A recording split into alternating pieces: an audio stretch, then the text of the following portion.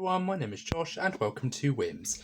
And welcome to part 2 of my top 10 list of films and TV shows that I've changed my mind on over the years. Now, where we left off, we did my top 10 list of... We ended at number 8, Peaky Blinders.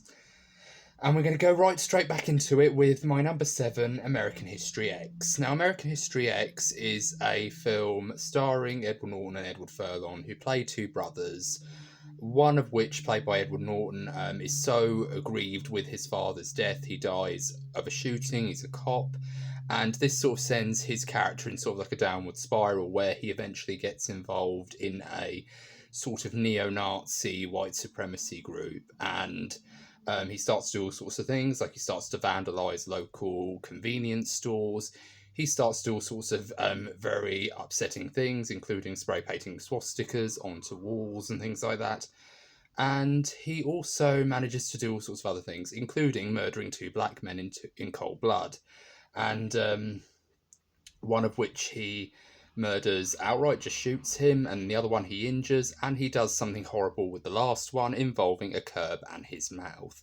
And it's a very gruesome film. It's a very difficult watch, and in fact I've only seen it once, but I remember this film really stayed with me in a lot of ways, and one of the things that really stayed with me was the way the film is structured, because a good majority of the film is told from the point of view of the younger brother, who is played by Edward Furlong, and he essentially is a guy who's going down the same road as his older brother. He's getting involved in these sort of very petty crimes, he's getting in trouble at school, he's hanging out with these neo-Nazi, white supremacy people as well, and inviting them to his home and saying all these horrible racist things. So one day, his principal takes him into his office and he says, I want you to write a report for me about where did this all begin, where did it all start? And he begins to write the report. He says, if you don't write the report, I want it on my desk by Monday, and if you don't write the report, you're suspended or you're expelled. So he decides to do it.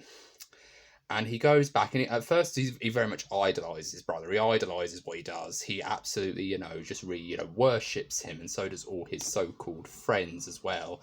And there's this very horrible scene involving Elliot Gould and his mother and his sister at a dinner table in one sequence where he's sort of flashing back to when his brother was out of prison, and he's saying all these horrible racist things. And it gets to such an escalation to the point where there's literally a shouting match going on in the kitchen.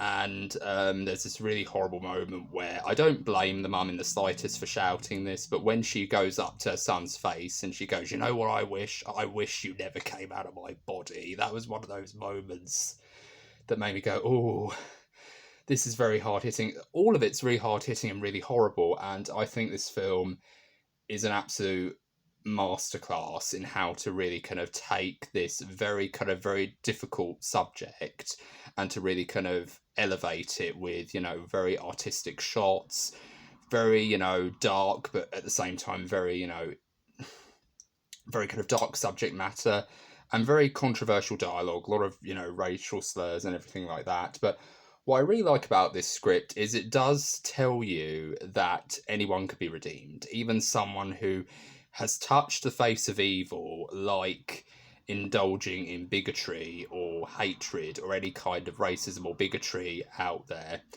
can be redeemed. Anyone can. And I really did like that aspect of it, that it is saying that we could all be redeemed. And if characters like Edward Norton's character in this film and Edward Furlong's character in this film can get redeemed, so can all of us, like we all can. And that's effectively what the film says initially. But then it takes you on this roller coaster ride where you do you're almost rooting for Edward Furlong's redemption, almost. You're rooting for him. But then you're also kind of very upset when we get to the ending, which kind of gives you this elevation of an idea that, oh yeah, it's all happily ever after, it's all wonderful. And then it completely actually crushes it in its palm. And it's really dark. It's very disturbing. And it's one film that I definitely won't be watching again, but I do think it's a film that when I was thinking about it, I did find myself, really appreciating a lot of things about it, especially the structure of the screenplay and the performances, because I feel like the casting of this film is key, because if they didn't get anyone like Edward Norton to play the main character, I don't think it would have worked nearly as well. I think because he stars in that role and he puts so much time and conviction into that role, he literally lives and breathes it. You feel like it really does add a certain element of power and an absolute level of, absolute compelling edge to the entire story. And it is very dark, it is very disturbing, but I do think it's a very compelling film as well, and it's a very difficult film to watch, and it's a film that I won't be watching again. So that's my number 7, American History X. And my number 6 is Candyman 2021. Now, when I first watched this film, I was kind of overblown by how immensely disappointing it was, because I was very excited when I heard that, Jordan Peele was going to be involved in a Candyman sort of legacy sequel kind of thing. I was very excited to see what he was going to do, because I loved Get Out and Us, and I haven't seen Nope yet, but that's on my list. But I really was looking forward to it. But the one thing that really bothered me was that there was this one scene in the film where the main Candyman persona in this version is called Sherman Fields. He's kind of depicted as a bit of a creeper, with the way he's sort of interpreted as being this guy who comes out of a wall, and he's got kind of like this Del Boy jacket on from Only Fools and Horses, and he has sort of like a fake hand, like sort of like a hook for a hand, or sort of like those mannequin hook for a hand and prosthesis things, and he's holding out his hand to give candy to William, this character who's telling this story. And I thought it was very overblown. And then he screams, and then, the police come in, and then there's this very shocked look on William's face as he's sort of seeing this very horrific crime. And I thought, well, you screamed. So, you kind of have to sort of, bear the brunt of what you've just done there. So you've kind of got this poor man in trouble. But yeah, that was kind of what I felt like. And I felt like, in terms of subject matter, it was ambitious, because I really do think that the things that make this film work is the actual subject matter. I feel like what they did with the Candyman in this film was absolutely pure genius, which is the idea of saying, what if Candyman wasn't just one person? What if it was the whole damn hive? And they basically say that whoever hears the story of whatever current generation of Candymen are up and about at that moment in time, that Candyman incarnation will be the one that appears to you when you say his name 5 times. And in this case, Anthony hears about the legacy of Sherman Fields, and that's effectively the incarnation that he sees throughout the duration of the story.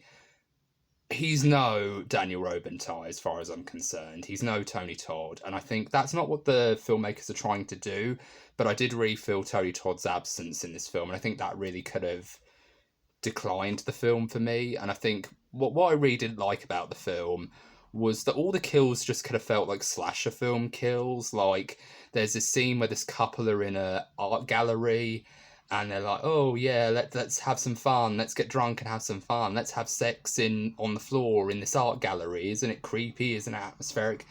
And then there's this moment where, the man's behind this woman, and then you can just see in the mirror, you can see the Candyman sort of just behind her, and he slits her throat. And I'm just thinking to myself, good concept, like the idea of you looking into mirrors and you can actually see him in the mirror. But part of me just feels like it just was in service of these stupid slasher kills. Like, there's even a kill involving teenagers at some point where they're picking on this girl in a bathroom stall, and then they all say the Candyman's name 5 times, and they all die very horrifically. Who saw that coming, eh? And it really is annoying with all with all those kills. But one of the things that I really did like about this film is it has one memorable kill that made me go, bravo, film. And it's involving a snooty art critic who, when she's at home in her apartment, she's sort of nursing a glass of wine and she's drinking it, and then all of a sudden the camera pans away, and then you're kind of focusing on her window, and then you can just see in the distance there's like a tiny little dot, and then you can just see her being picked up by the neck and then just slammed against this glass window, and she's sort of being dragged along. And I really just thought that was brilliant. But not only was it a really good kill, but it also felt like it tied into the film a little bit more, because the main character of Anthony is an artist, and he clearly, likes to paint a lot. So when you see the camera sort of drag her along the glass window, it looks like a paintbrush. Like when you put a paintbrush down, you sort of pull it along, it sort of creates that line of blood. And it's really clever, it's really well done. And I just really like the the commentary, and I really do like the fact that they do say that what if Candyman wasn't just one person, what if it was a whole hive? And I thought, or a whole entire generation of these men who have just experienced real social injustice at the hands of, racism and all the rest of it. And I really did think it was clever in retrospect. But yeah, this film still has problems, but I still think it's a really worthwhile watch. I think it's a really interesting watch. And I think they could have done a lot worse for a Candyman sort of legacy sequel reimagining. So yeah, they did a much better job in this one than I actually originally gave it credit for. So that's my number 6. And my number 5 is Hellraiser Deader and Hellraiser Bloodline. And Hellraiser Deader is effectively one of the worst titles in the Hellraiser series, and it basically follows a journalist who goes to Budapest to investigate a series of strange murders related to a cult known as the Deader cult, which is run by a guy called Winter, who is actually a descendant of La Marchante, who is the toy maker who created the original design for the Lament configuration, which is the box that opens the portal to hell, or the Cenobite realm. And this film does have an interesting concept, and it does even have a very compelling lead, or it has a very compelling concept. But the biggest thing about the Hellraiser sequels, especially the direct-to-DVD Hellraiser sequels, is they were all originally original scripts, and they just had Hellraiser elements added to them, like the Lament configuration and Cenobites and Pinhead and all the rest of it. But this one was the one where I actually would be interested to see what it would be like without the Hellraiser elements added, because the idea of a suicide cult where a guy basically plays off your inner securities and your inner trauma to basically make you kill yourself, but then you get brought back to life again, but your wounds are still intact. That's a very horrific idea, and it has a very horrific idea to the nature of, suicide and what happens to your body when that happens. And it's a very compelling idea. I just wish the Hellraiser elements didn't gate crash it, although I did enjoy Doug Bradley, as always, as Pinhead. Whenever he shows up, it's always a dream. It's fantastic. Hearing him just monologue, I could just listen to his monologues on a loop. It's that compelling. But yeah, it's a good film, but I'd have loved to have seen what it would have been like without the Hellraiser elements added, because they just feel very much shoved in and not really have as much depth to it. And then, of course, Bloodline is the one that a lot of people call Hellraiser in space. And it's not Jason X. Let me just tell you that. It's not Jason X. It's not nearly as dumb as Jason X is. But I do feel as though when you say that, like it's Hellraiser in space, people immediately roll their eyes. Like even I rolled my eyes once before and I said, "Oh yeah, Hellraiser in space, give me a break."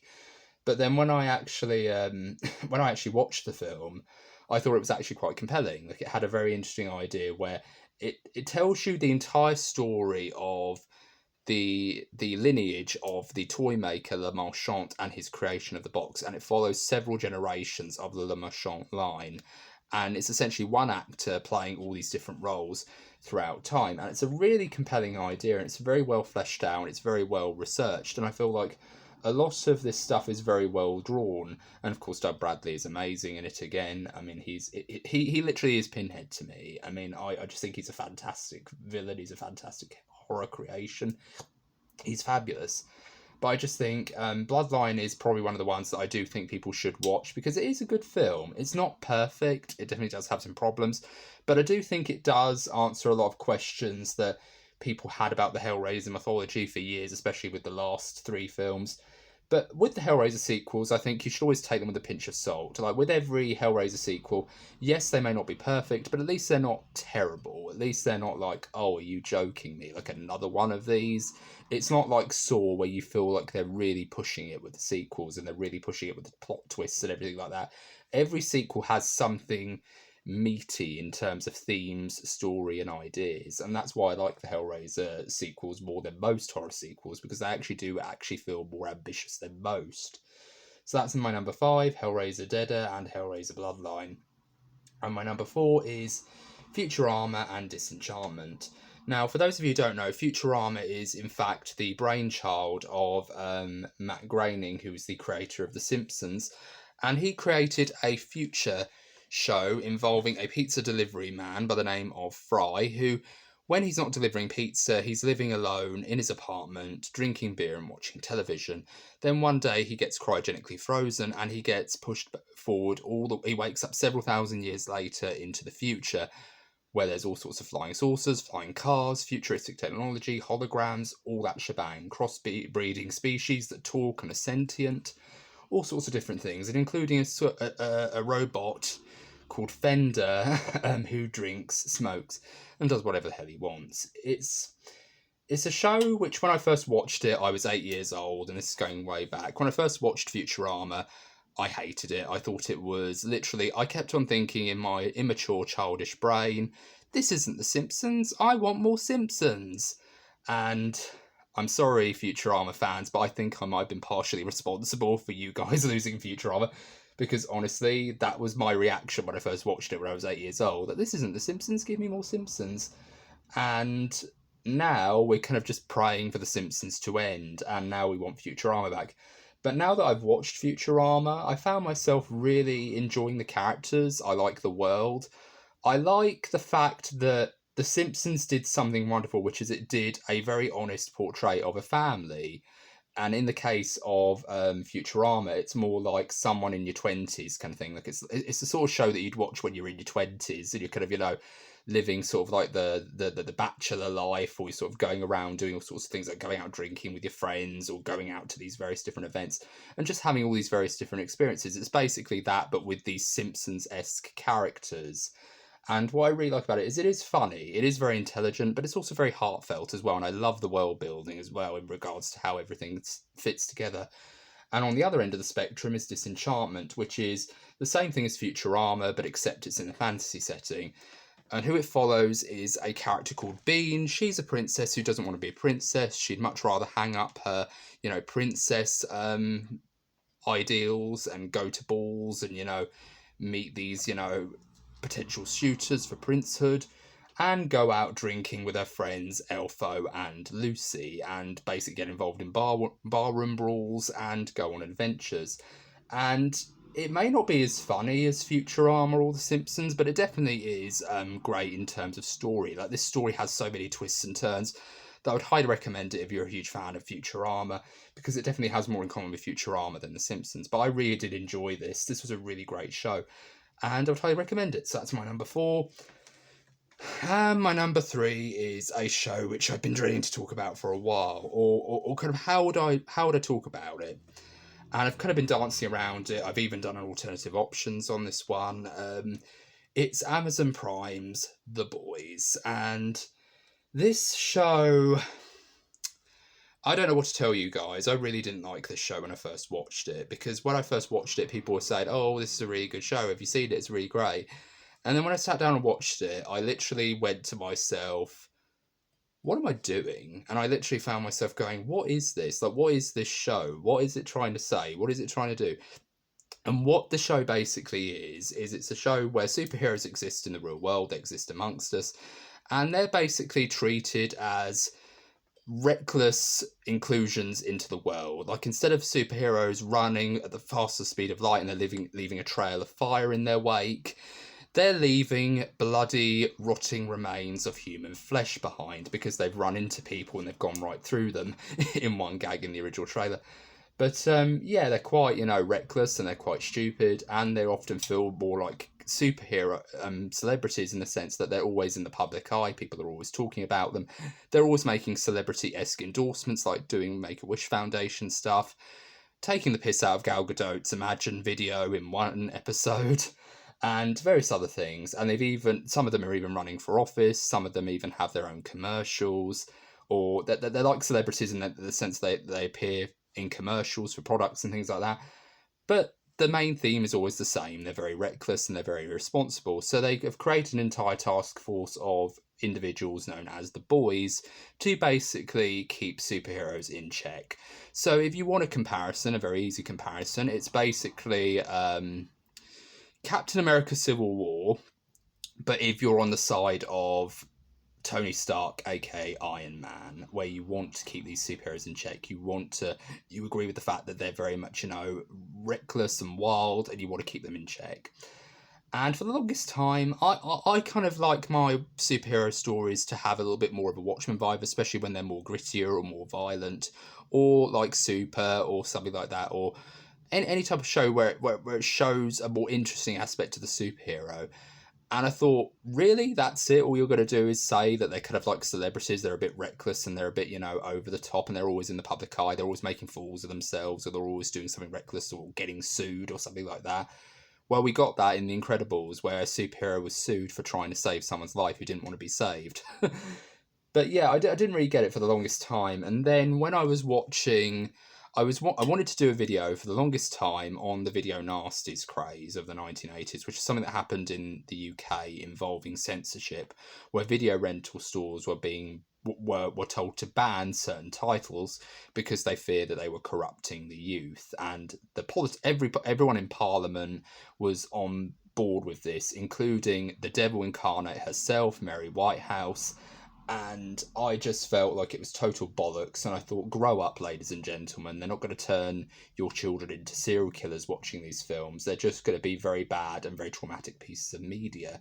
And yeah, but I could see partially why they would do it, but they didn't need to go to that much extreme. In fact, when I watched a couple of these video nasties myself, I tracked them down, I was often very bored, and I found myself going, really? This is what they were all up in arms about? And I kind of found myself doing that, and then I saw another video, a top 10 list of moments when UK journalists were caught doing something inappropriate on camera, and I thought, many people complained about this newsreader sticking a middle finger up in the middle of the countdown to the news and things like that.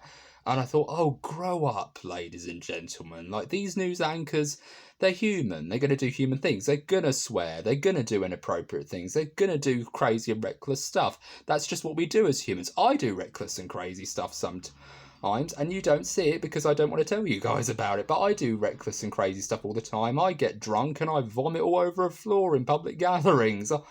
I do all sorts of crazy stuff. I don't really. I'm actually making that up. But even I do crazy stuff. But you guys just don't see it. So to me, I just think we're all human, and it's almost like people are expecting the newsreaders to be superhuman. And I went, oh, there's something here, isn't there? And then I watched it, and I took away all my blinders. I forgot stuff like Watchmen or Super or any of these other films existed, and I just basically watched it for what it was. And I did what the subtitle for the Stanley Kubrick classic with Peter Sellers did, which is learn to stop worrying and love the bomb.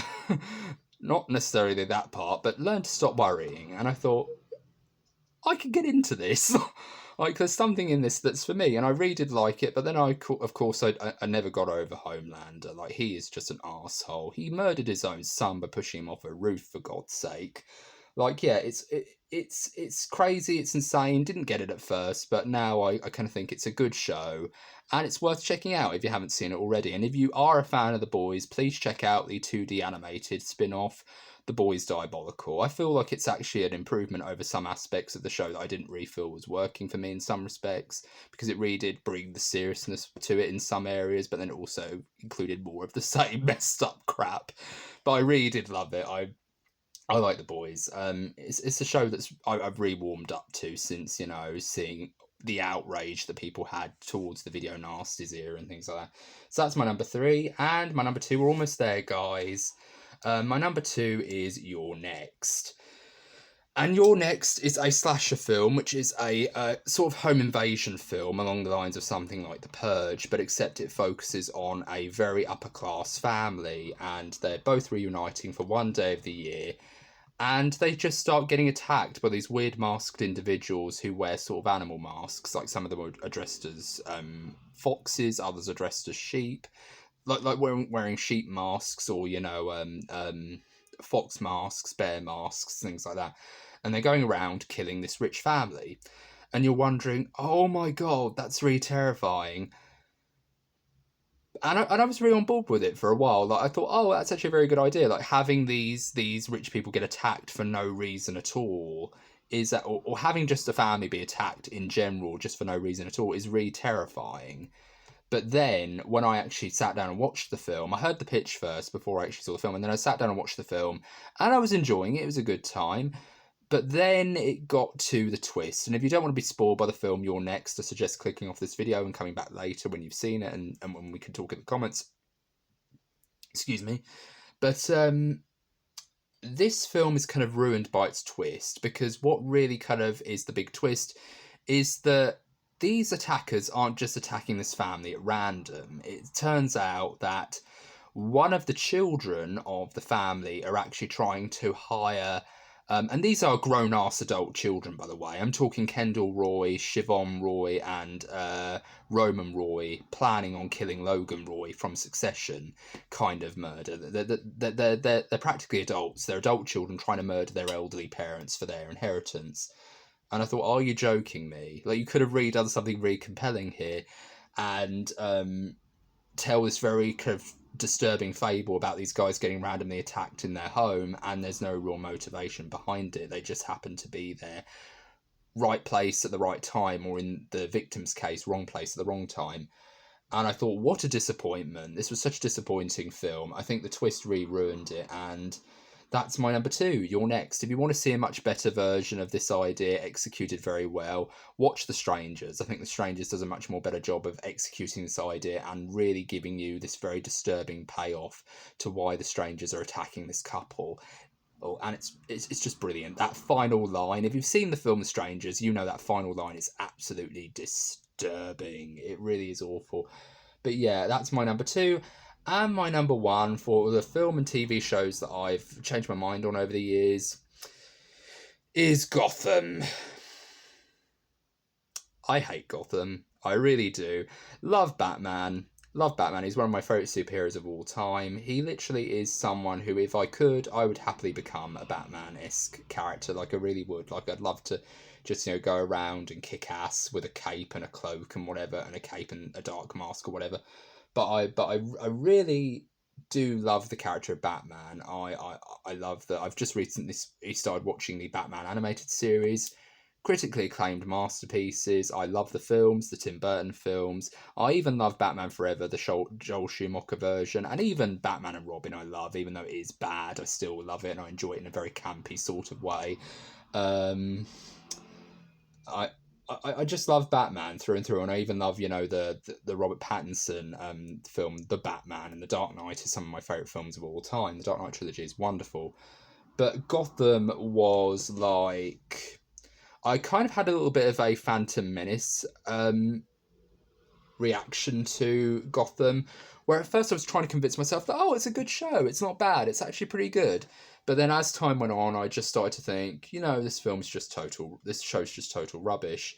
And what I think is really awful is they really do miss an opportunity here. They could have actually done a very good job of highlighting what it would have been like in a place without Batman, a Gotham without Batman. So you get to go all the way back to before Martha and Thomas Wayne met, before they became, this beacon of hope and prosperity in the city of Gotham, before they became the rich socialites that they did.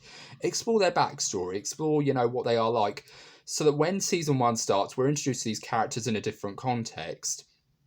And then, say, for example, something happens to them. They get involved in a bit of trouble, something goes wrong, and even include Commissioner Gordon as a main character, where he sort of, is trying to... He's friends with the Waynes, and he's telling them, get out of town, or don't worry, that the Falcones are after you, or something like that.